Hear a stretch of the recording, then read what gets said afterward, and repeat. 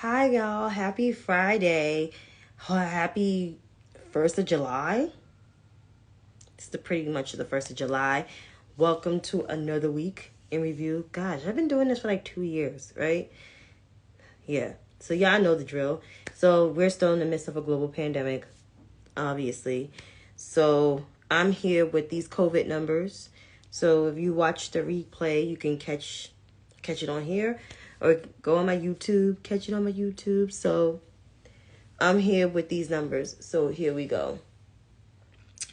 So the global confirmed cases of COVID-19 across the 191 countries that COVID is here, we have 548,445,483 confirmed cases. We have 6,337,755 global deaths. Here in the USA, we have 87,821,971. And the U.S. death toll is at 1,017,817. So for those who just came on, or those who are watching the replay, here are the numbers for COVID. So global confirmed cases are at 548,445,483. The global death toll is 6,337,755. The U.S. confirmed cases are at 87,821,971. And the U.S. death toll is 1,017,817. And as for the vaccinations, over 356,000 Americans received their dose in vaccines as of today. So the exact number is 356,280. So overall, 221.9 million Americans received their full vaccinations or fully vaccinated. So that's 67% of the population. Why I keep saying these numbers? Because this thing here is looking crazy. I'm nervous as hell. They said in the fall, the White House is expecting 100 million Americans to catch COVID. And I just talked to someone on the phone that had COVID and didn't even get the full display on how to self-quarantine and how to do this. But thank God this person is very savvy and very aware of, the symptoms. And thankfully she's vaccinated and boosted. So here we are. But for those who are traveling in the summer months, please be careful traveling on the planes, traveling anywhere you go, because this thing is still out and proud. And we don't know how long this thing will last, right? We don't know the severity of, how long, because I said 2022, but obviously people,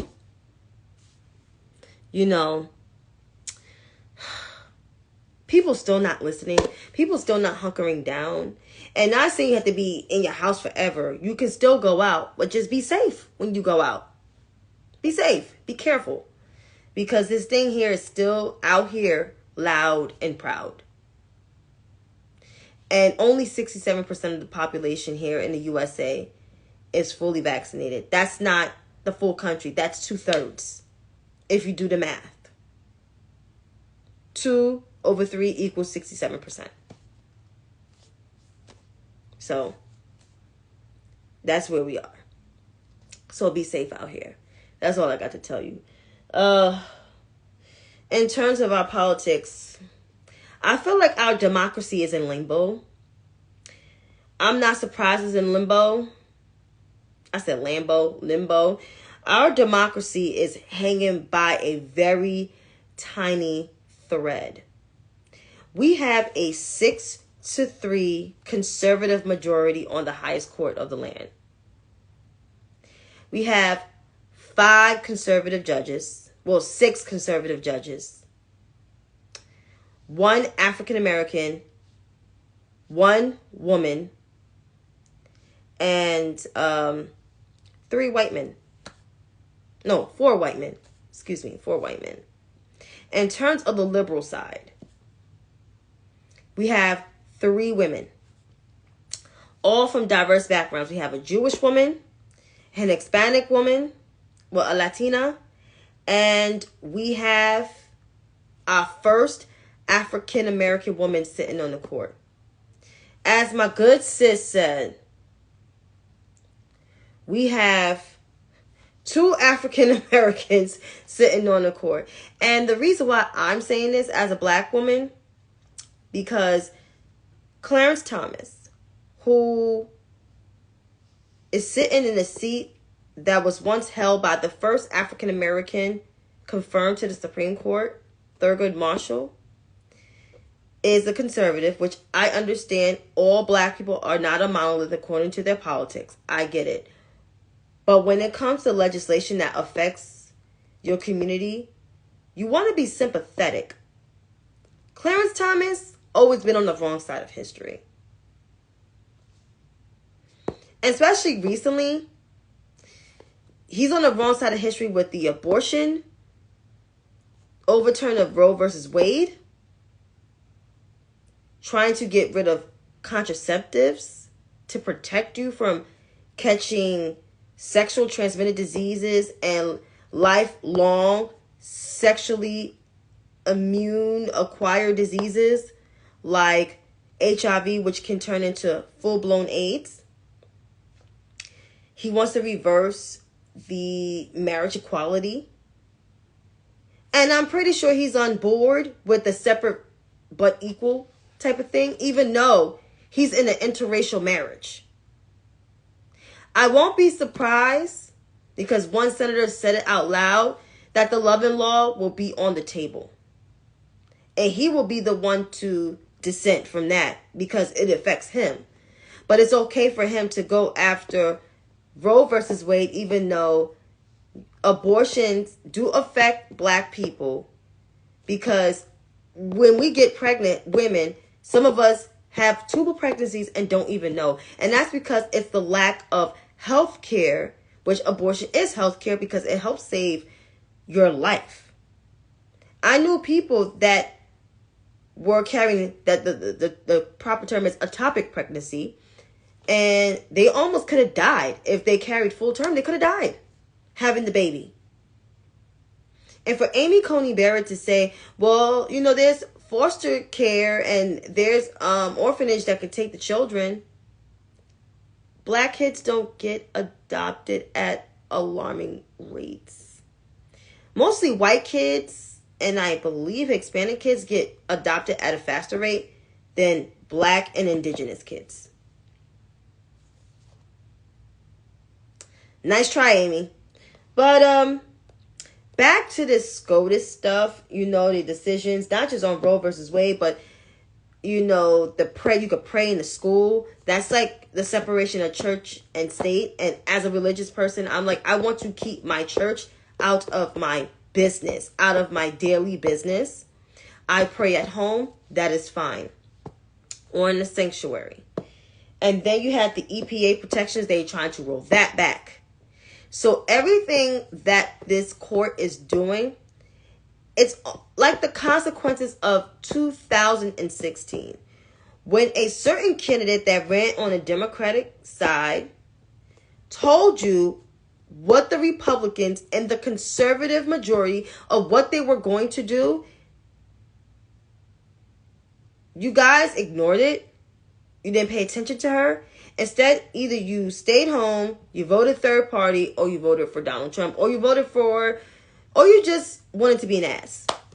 You wanted to bust your vote and hold your vote. So there you go. So all these people running their mouths and complaining, this is a repercussion of 2016. This is what happens when you don't take your raggedy ass to the poll. And for these midterms, it's just as crucial as the 2020 elections. Every election, and I'm going to say this, every election counts, from your state, local, and federal. Last year was local. This year, for some folks, it's state. and federal seats. The next year will be judges for some places. And then 2024 is a presidential election. So every election counts. They have primaries. That's another thing. People don't like to show up to primaries. Primaries are conducive. I had a primary. There was a primary this past Tuesday. I had to go to a primary. You think the candidates on the ballot, you think I was for them? My preferred candidate wasn't even on the ballot. My preferred candidate is the Dem nominee for AG. So I went with the incumbent and the lieutenant governor. Because the incumbent has been passing legislation that's been helping New Yorkers. But I want the incumbent, though, now that you're the nominee, you got to go out there and be you. You just can't rely on your lieutenant governor to reach out to black people. You got to go out there, too. You got to go out there. Because there's another thing with, the primaries. Jamie Harrison is doing an awesome job. So this don't even apply to him. This applies to state party chairs. And the state party chair in my state, yes, I'm not the biggest fan of him. And this here is a constructive criticism. Some people going to take it horribly. That's fine. There were people in different counties that did not know who the fuck they were voting for. There were people that didn't know who the candidates were on the ballot. Because everybody been, not tuned in. But all this extra shit going on with Ukraine, these shootings in Buffalo, Uvalde, the overturned Roe versus Wade. And there's going to be more shit going to be popping off real soon. And people did not know who was on the ballot.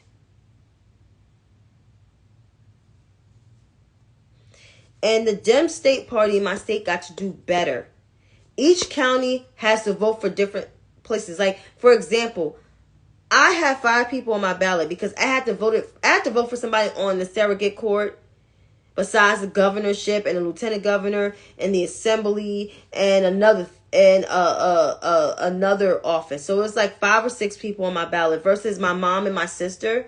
They're in a different county and they're in the Bronx. I'm in Manhattan.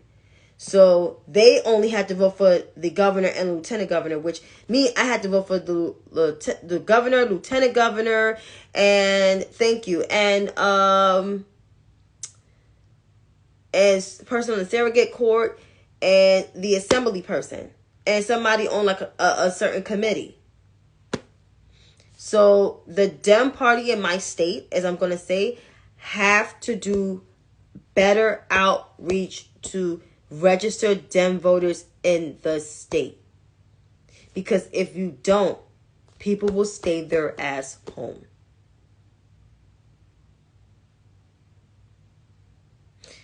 I mean, it's no other way to put it. You got to meet people where they are. And that's just the bottom line. But in terms of these midterms, you have leftists ready to hold their vote again, threatening to not vote because the president didn't cancel their student loans. And now the president is not protecting to codify Roe versus Wade. So here's the thing. This is where people don't understand civics. So let me just give you this brief lesson. We have 3 branches of government. We have the legislative branch, which make and pass the laws. We have the executive branch, which enforces the law. And then we have the judicial branch, which examines the law to see whether it's constitutional or not. And since the judicial branch put their rubber stamp on overturning Roe versus Wade, which no one is surprised that they did that shit because we have a 63 majority. That's what happens when you don't show up and vote. The president can only call on the legislative branch to codify Wade.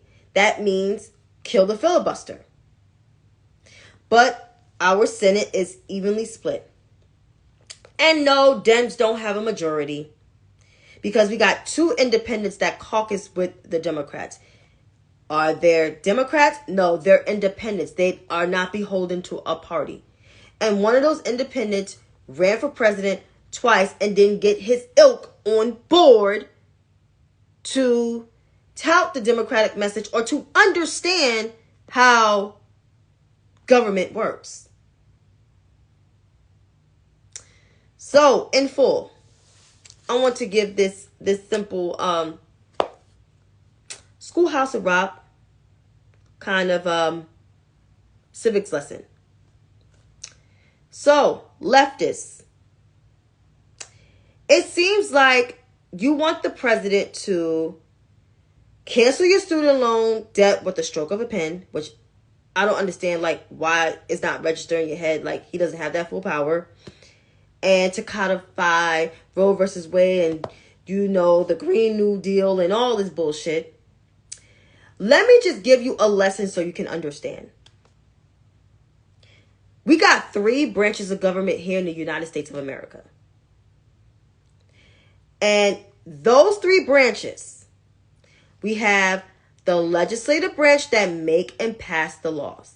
That's Congress. That's the lower chamber, which is the House of Representatives, and the higher chamber, which is the Senate. Then you have the executive branch. That's the president and the vice president, more so the president, enforces the law. Put his dotted signature on a bill after it's passed from the House, Senate, back to the House for a final vote. And then you have the judicial branch, which examines the law to make sure the law fits in with the Constitution. Unfortunately, we have a broken Supreme Court because it's based on now ideology. So therefore, they striking down stuff that, is popular with 70% of Americans. So I'm here to give this lesson because it seems like you guys keep retweeting, several of legislators that keep feeding you the wrong fucking information, even though they have more access and understanding on how our government works. Well, some of them do. I wish you would pick up a book and read some damn books, as the great Dr. C always says, because you motherfuckers don't really understand how our system works. So until you pick up a book, I would like for you to shut the fuck up entirely. I mean, the stupidness, right? Saying all kinds of shit, arguing with people on the internet, but you don't understand how our 3 branches of government works. You don't understand what checks and balances is. And unfortunately, our judicial system put a check on both the legislative, well, more so on the executive branch in Roe versus Wade. So the only way we can do that is codify it. But you can't kill the filibuster because you got 1 Democrat out of all 48 Democrats and 2 independents that does not want to kill the filibuster or codify Roe versus Wade because he's a pro-lifer.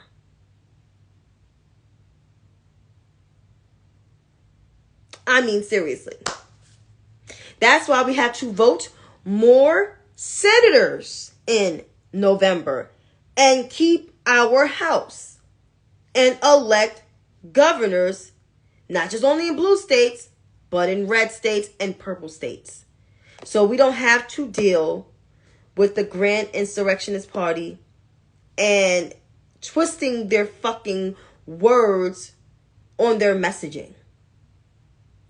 Because I'm going to keep it real, their messaging is stupid. It's not tight. It's not unifying. It's extremism, and it's cold, and it's basically racism. Politics, girl. So I'm going to need for everybody to understand this.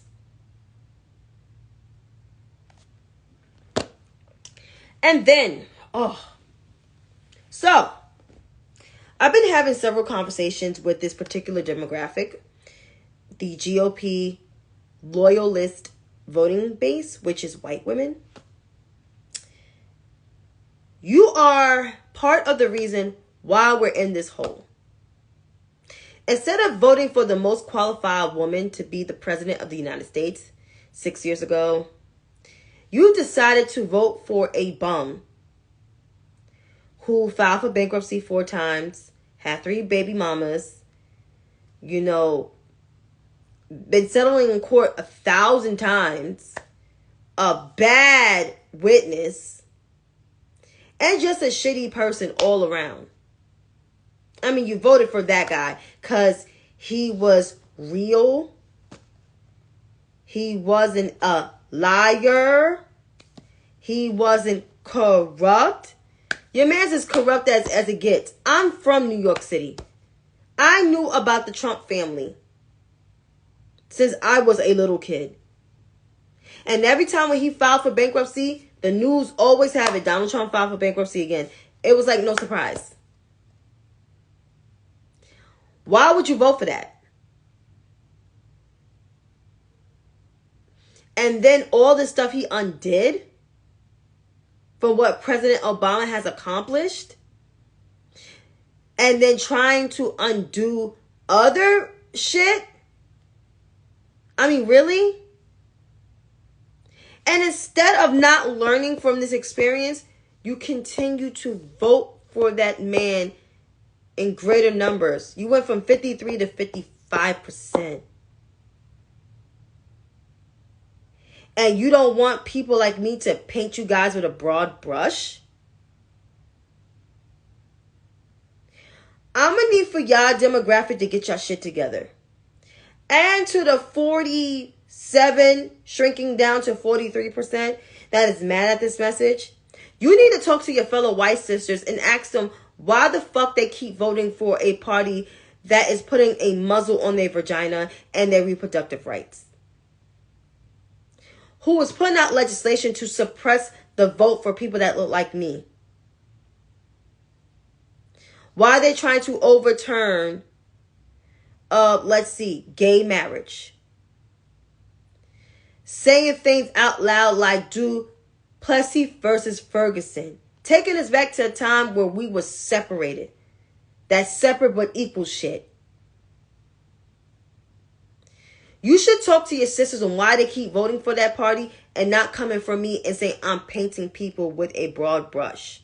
Because I believe some of you 40-something percent, only like 10% and less of y'all really get the assignment on that black women keep saving fucking democracy. And another thing I want to say to you 40-something percent that are Democrats, excuse me. Because you 40-something percent are a piece of work.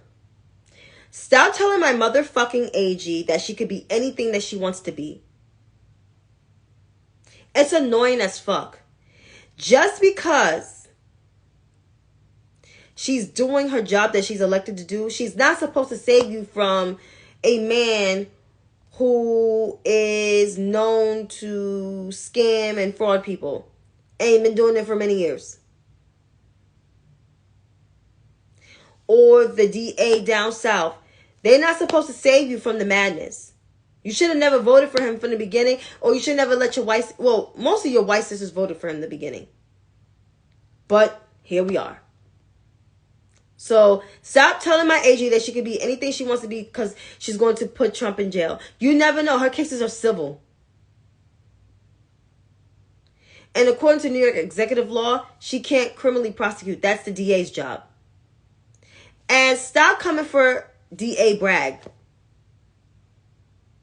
Because the racist shit y'all be saying to him, that shit is so disgusting. Y'all didn't have that smoke for Cy Vance. And Cy Vance been in that office for like 10 years. And you telling me that he couldn't get the Trumps when he was first elected to the DA office? Give me a fucking break. So I would like for the whole white women demographic,